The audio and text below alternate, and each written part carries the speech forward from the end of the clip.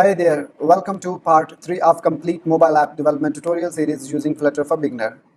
Guys, in this video tutorial, we are going to explore some basic Flutter widgets and then we will see how we can and where we can use these widgets and what are the characteristics of these widgets. If you are interested in watching the previous video tutorials, then you can find the link of the playlist in the description below. So before starting this video tutorial, I will request you that if you haven't subscribed to our YouTube channel Tech Tips, then don't forget to subscribe to it and hit the bell icon so that you will get notified whenever a new video is uploaded to the channel. So without a further ado, let's get into the tutorial. So here on the screen, you can see I have already opened dotpad.dev, which is an online Flutter editor, and also I have opened my gist.github.com. So if you haven't downloaded the previous part of this tutorial, this series, and you didn't see the what code we have written, you can find here main.dart file, which contains our previous video tutorial source code. So you can download it and use it in your own project as well. Okay, so in this video tutorial, as I mentioned earlier, that we are going to talk about some basic widgets. So let me write down here some basic widgets which we use normally in each and every mobile app application which we build using Google Flutter. So one of them is, the basic one is material app. This is the basic widget. Without this, you cannot create a proper mobile app. So this is the mandatory material app, and this one is only for mobile app. You can use it for the web development as well, as we know that in Flutter we can also create web apps. So you can use it as well with web app, but it is not recommended. It is only recommended for Flutter app. So the next one is scaffold.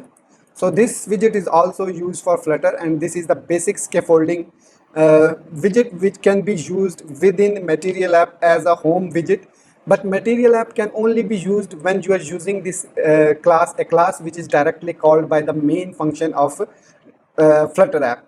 So other than that, you don't need to use Material app or you don't need to use scaffold. So these both can only be used once in your application, although there are some chances when we are working on different screens, then we can use multiple scaffolds as well. But for the time being, you should understand that these two widgets shouldn't be used more than once in an application of Flutter. So the next one is row and column. So these two are most common widgets used to organize or lay out your content on the mobile app screen. Row is responsible for displaying the content horizontally, whereas column is responsible displaying the contents in vertically order. Then we have container and center. So these two container and center widgets are used to hold individual content which can be styled differently according to the widgets you are using, because there are some extra properties, extra characteristics which container have. Those are not available in the center, and there are some other properties of center which are not available in container tag. So after that we have text and image. I think you cannot see this text and image here, so let me zoom out. So here you can see text and image widgets. So these two widgets are the end widget, are the final nodes of a Flutter app. So what do I mean by final node of any Flutter app? Because in the previous video tutorial I have shown you a diagram where I show you that how this structure is organized of a Flutter app. So in that we have seen that we have first the material app, then we have over widget my app, then inside my app we have material app, inside material we have scaffold, and inside scaffold I forgot to mention here we have app bar widget as well. So app bar widget can only be used within a scaffold so that it can properly be displayed onto the screen. So these are the common, most basic widgets which are used inside Flutter to create a Flutter app. So let's see how can we use these widgets and what are the properties, common properties used when we are creating a mobile app using Google Flutter. So let's start creating our first, let's create our first Flutter app. So rather than creating from scratch, what I'm going to do, so first let me put comment like this, and let me put each of them in a separate line like this.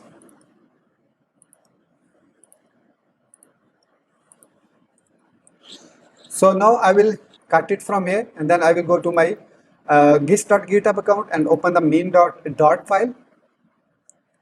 And after that, I will find this link and I will only copy this portion from here, and I will get back to my dartpad and then put a slash here and paste the ID of my GitHub gist here. Then what it will do, it will load my application from this widget and it will show us the same code over here. So there you go. We have successfully loaded our previous web app, mobile app which we have created. So I will paste here all the content which I have been copied previously. Oh, sorry, I think after copying those, I have missed them. So let me press Ctrl Z some few times so that we can go back, and I think we cannot go back from here because I have downloaded, and I cannot go back. Okay, so anyways, you should remember what are those basic widgets, and I can write it here down, but I think it will take more time, so okay, let's go just like that.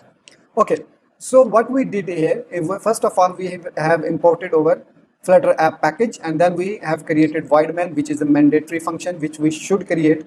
And after that, I have used a function called run app, and inside run app, I have mentioned a class name with with brackets. And this my app should be a class now. So I have created that class my app which will be extended from stateless widget.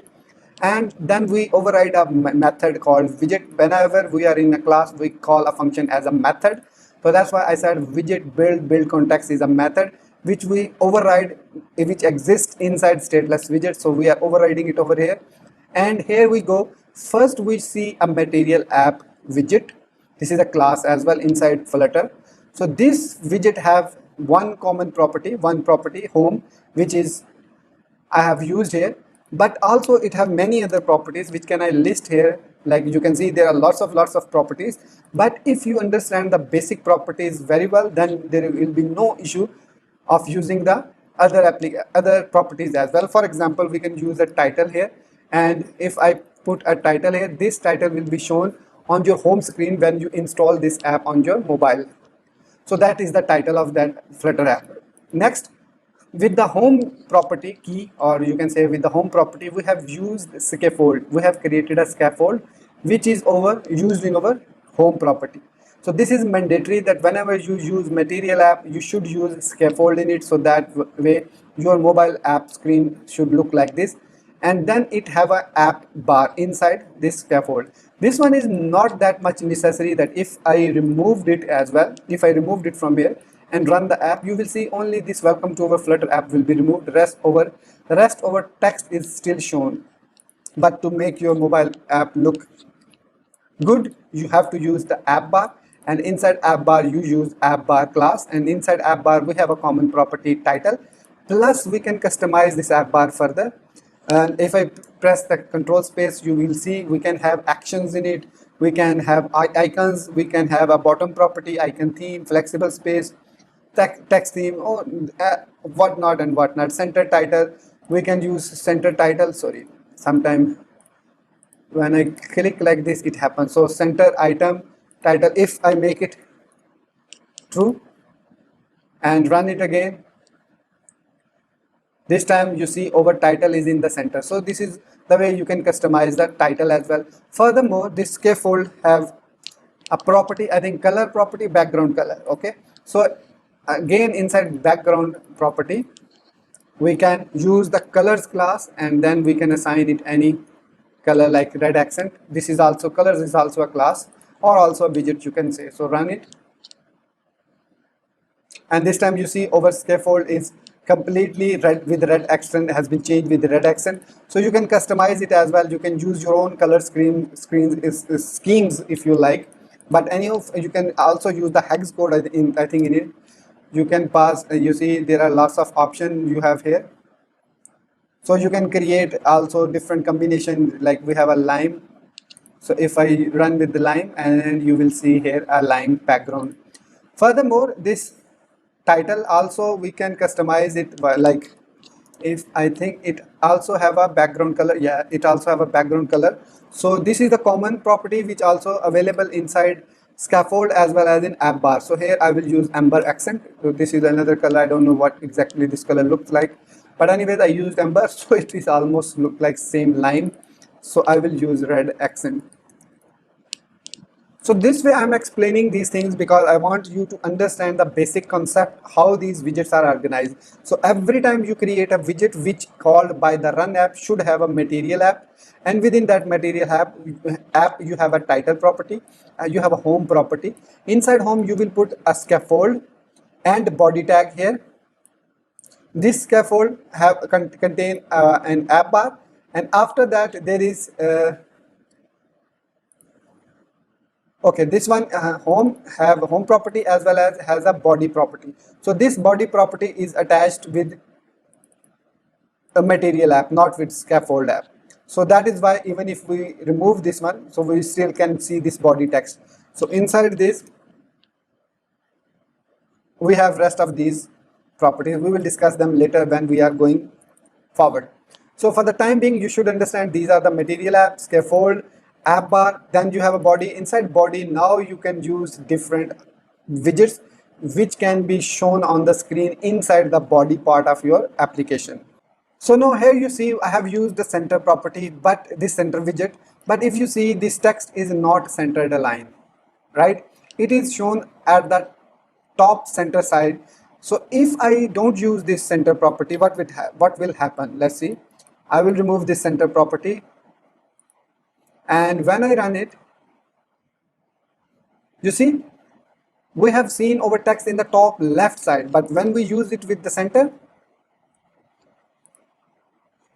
aligned it inside center. But as we know that columns have two very unique properties, main axis alignment and cross axis alignment.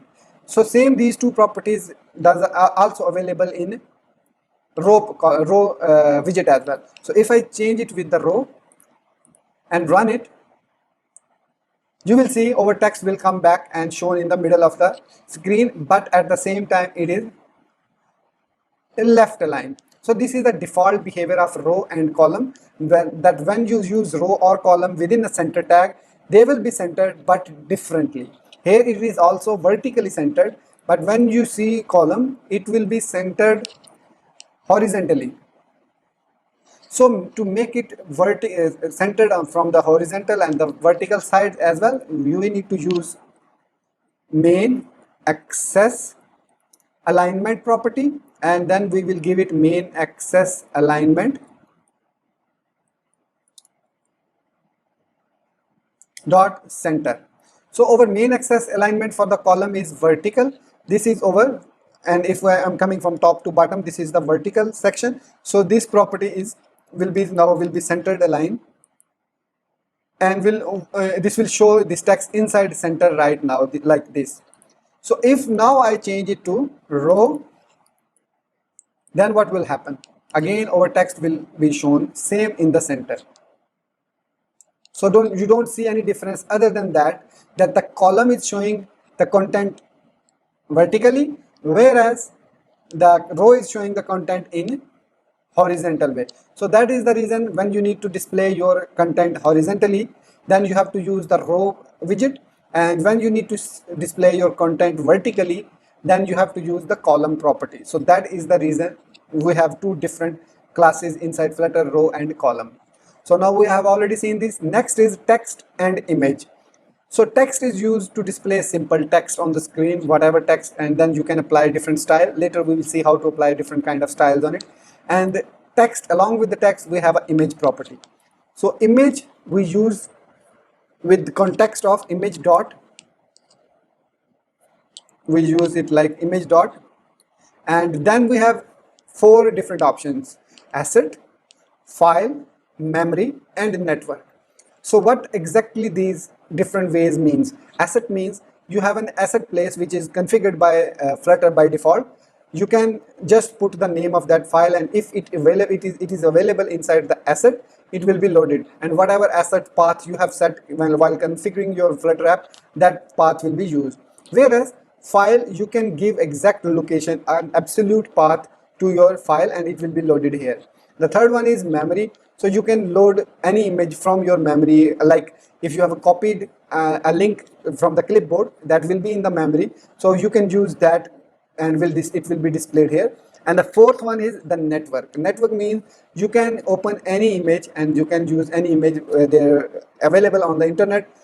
You can use it and you can load it here. For example, normally in online editor we can use only network property, so I'm going to show you here that network. Then I will do https lorempixel.com/400 by 400. I will just show any image with the width of 400 and height of 400 on the screen. So I will run it.